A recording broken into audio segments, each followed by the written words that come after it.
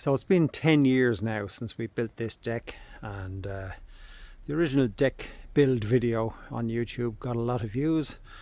People are interested to see how it's going, so I said I'd do a little update now that it's 10 years.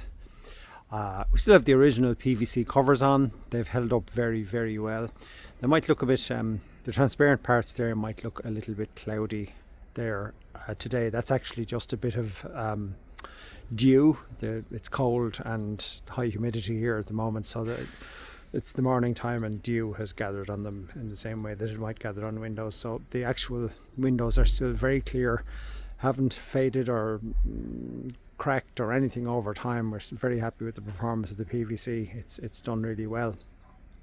Similarly, the timber, of course, the timber is all completely covered with the PVC or with the polycarbonate roof up there, so there's no wet, no damp getting onto the timber, and the timber has held up really well. We haven't painted it or varnished it since. That's the original Sikkens Cetal, I think, was the stuff we put on it originally, and it's the same stuff that's been on it all along. No deterioration, no problem with leaks from the roof. The zips there on the covers, we can zip up those side covers. Those zips are still the original ones. They work fine. The floor decking is held up fine. We have put deck varnish on it once or twice. I think it's probably maybe a total of 3 times since the deck was built, so roughly once every 3 years, and that has held up fine. The doors expand and contract a little bit with winter and summer, so sometimes the door locks have needed adjustment to make sure that the lock met the receiver and the door would actually stay closed. We did fit these little hooks here that hook onto the door.